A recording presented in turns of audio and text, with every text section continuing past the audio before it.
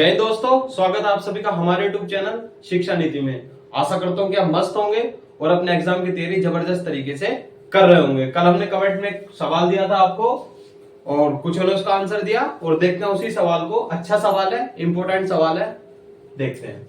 एक समचतुर्भुज का परिमाप 148 सेंटीमीटर और उसके एक विकर्ण की लंबाई 70 सेंटीमीटर है। इसका क्षेत्रफल उस आयत के क्षेत्रफल के बराबर है जिसकी भुजाओं का अनुपात 7:3 है। आयत की बड़ी भुजा की लंबाई कितनी है? देखते हैं जरा सवाल। सबसे पहले हम बात करते हैं समचतुर्भुज की। समचतुर्भुज यानी कि अगर मैं इंग्लिश में बात करूं तो इसे हम बोलते हैं रोम्बस। अब सबसे पहले रोम्बस समझो, रोम्बस होता क्या है। रोम्बस होती है चार भुजाओं की एक वो आकृति जिसकी चारों भुजाएं समान होती है, उसको हम बोलते हैं समचतुर्भुज। सम का मतलब समान, चतुर का मतलब चार और भुज का मतलब भुजा। समान चार भुजाओं वाली एक आकृति समचतुर्भुज। अब तुम्हारे दिमाग में क्वेश्चन आ रहा है कि भैया स्क्वायर क्या होता है? फिर स्क्वायर यानी कि वर्ग। वर्ग भी वही होता है जिसकी चारों भुजा समान होती है। लेकिन इन दोनों में अंतर क्या होता है उसको समझो कि इन दोनों में अंतर यह होता है कि जो वर्ग होता है उसमें जो एंगल बनता है 90 डिग्री का बनता है, लेकिन रोम्बस में 90 डिग्री का एंगल नहीं बनता है। समझ आ रहा है? अब बात करें यदि रोम्बस की, तो सबसे पहली प्रॉपर्टी इसकी चारों भुजाएं कैसी होती हैं? समान होती है। यानी कि ये ए है तो ये भी ए है, ये भी ए है और ये भी ए है। यदि इसके डायगोनल की बात करें, यानी कि डायगोनल यानी कि विकर्ण की, तो ये एक दूसरे को बाइसेक्ट करते हैं, यानी कि एक दूसरे को बराबर दो भागों में काटते हैं और जहां पे ये काटते हैं वो एंगल जो बनता है वो कितने का बनता है? 90 डिग्री का बनता है। समझ आ रही है बात? अब जरा मैं देखूं तो उन्होंने कहा कि एक समचतुर्भुज का परिमाप 148 सेंटीमीटर। परिमाप यानी कि पैरामीटर, और पैरामीटर होता है चली गई दूरी, कि मैं यहां से अगर चलना शुरू करूं तो मैंने कितनी दूरी चली, यानी कि 4a दूरी चली, और ये वैल्यू किसकी है? 148 की। तो यानी कि उस रोम्बस की, उस समचतुर्भुज की भुजा का माप कितना आया? 148/4, यानी कि 4 3 12 और 4 7 28, इतने सेंटीमीटर। समझ आ रही है बात? यानी कि इसकी एक भुजा की माप कितनी है? 37 सेंटीमीटर। अब उसने कहा कि यदि इसके एक विकर्ण की लंबाई 70 सेंटीमीटर, यानी कि D1 कितना दिया है? D1 दिया है 70 सेंटीमीटर। अब देखो जरा, मैंने मान लिया कि ये जो पूरी भुजा है ये 70 सेंटीमीटर पूरी, तो ये कितनी कितनी बची? ये भी 35 बची, ये भी 35 बची।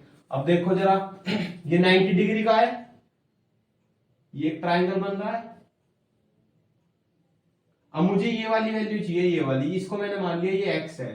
तो यानी कि अगर मैं 90 इसमें पाइथागोरस थ्योरम लगाऊं तो 37 का स्क्वायर बराबर 35 का स्क्वायर प्लस एक्स स्क्वायर। इसको इधर ले आओ तो ये हो जाएगा एक्स स्क्वायर बराबर 37 का स्क्वायर माइनस 35 का स्क्वायर। एक तो तरीका ये है कि इन दोनों का स्क्वायर करो, दोनों को घटा दो, लेकिन एक तरीका ये भी कि ए स्क्वायर माइनस बी स्क्वायर, ए प्लस बी और ए माइनस बी। अब यदि इसे मैं सोल्व करूं तो 37 और 35 कितना होता है? 7 5 12, 3 और 3 6 और 1 7 गुणा 2, यानी कितना होता है? 144। तो यानी कि x की वैल्यू कितनी आई? 12 सेंटीमीटर।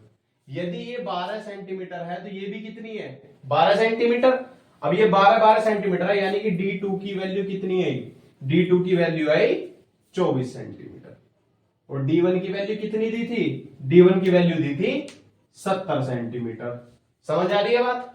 अब सवाल में क्या कहा उसने? अब उसने सवाल में कहा है कि इसका क्षेत्रफल उस आयत के क्षेत्रफल के बराबर है जिसकी भुजाओं का अनुपात 7:3 है। यानी कि उसकी जो आयत है उसकी भुजाओं का अनुपात कितना है? 7:3। अब मैंने इसकी भुजा x मान ली, तो जो बड़ी भुजा है L1 वो 7x और ब्रेथ यानी कि उसकी मोटाई कितनी है? 3x। तो इसका क्षेत्रफल क्या होगा?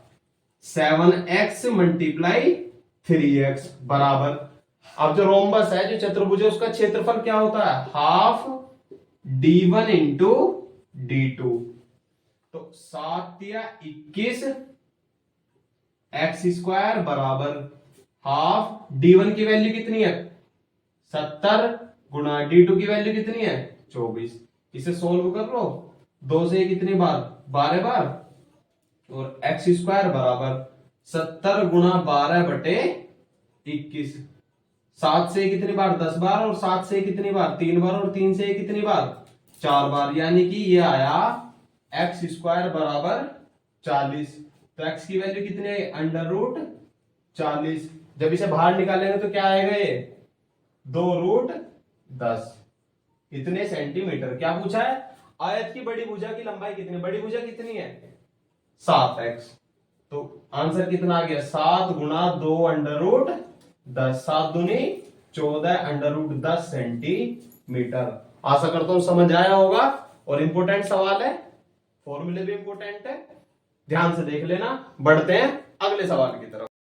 चलिए दोस्तों देखते हैं अगला सवाल कि किसी राशि पर पहले 3 वर्ष के लिए ब्याज की दर 8% प्रति वर्ष है, अगले 4 वर्ष के लिए 10% प्रति वर्ष है, और 7 वर्ष के बाद 16% प्रति वर्ष है। यदि एक व्यक्ति को 10 वर्ष के बाद साधारण ब्याज के रूप में 11,340 रुपए प्राप्त होते हैं तो उसने कितनी राशि का निवेश किया था। अब चलो हम देखते हैं कि 3 वर्ष के लिए ब्याज की दर 8% है, तो 3 वर्ष में उसे ब्याज कितना मिला, 3 गुना 8 यानी कि 24 रुपए।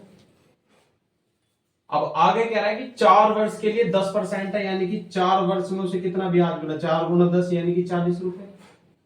अब उसने बाद में क्या किया, और 7 वर्ष के बाद 16% प्रति वर्ष। अब देखो 7 वर्ष तो यहाँ पे पूरे हो गए, 4 और 3 7, और उसने कितने साल के लिए ब्याज दिया है 10 वर्ष के लिए, 4 और 3 7 वर्ष पूरे हो गए, वर्ष कितने बचे 3 गुना, और 7 वर्ष के बाद कितना ब्याज देना है 16%, तो यानी कि कितने पैसे उसे ब्याज के दिए 48, और उसने कुल ब्याज कितना दिया 8 और 4 12, एक कैरी, 4 4 8 और 10 और 1 11, यानी कि कुल ब्याज कितना दिया 112 रुपए। और क्वेश्चन के अकॉर्डिंग कुल ब्याज कितना दे रहा है वो 112 का मतलब कितना है 11,340 रुपए। तो क्या पूछ रहा है, तो उसने कितनी राशि का निवेश किया था। राशि कितनी होती है अपने आप में 100% की वैल्यू कितनी होगी। अब कर लो इसे सोम, 11,340 बटा 112 गुणा 100।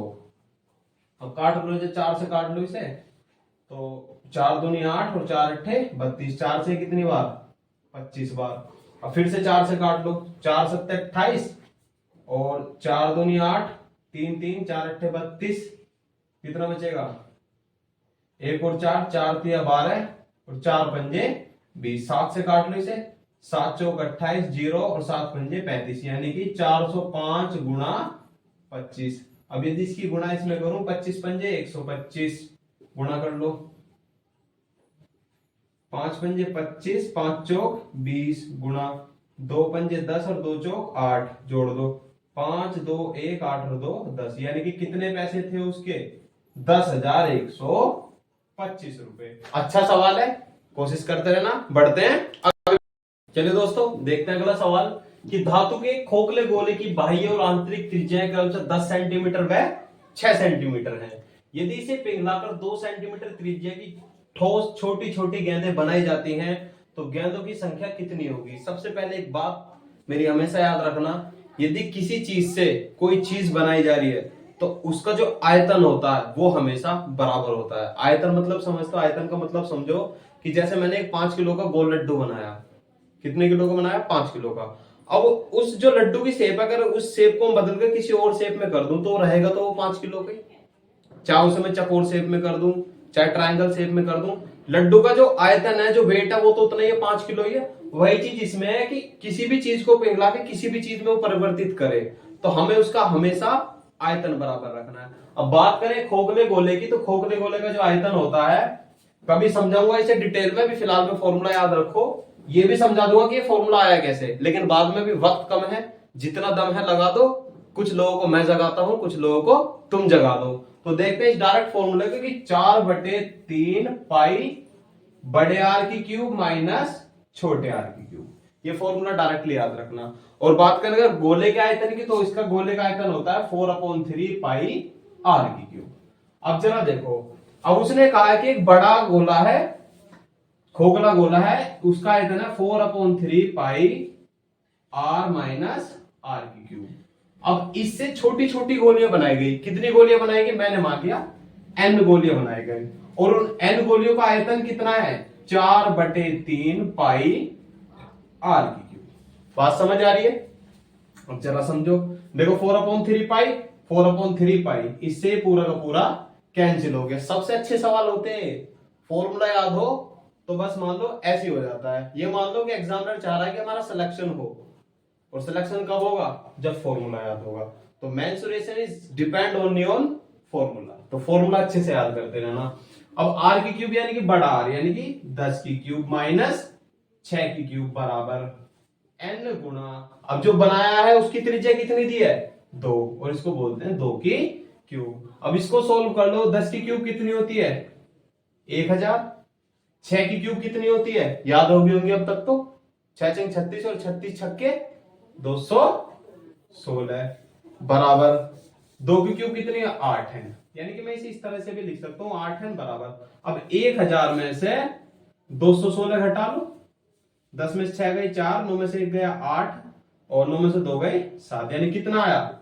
784।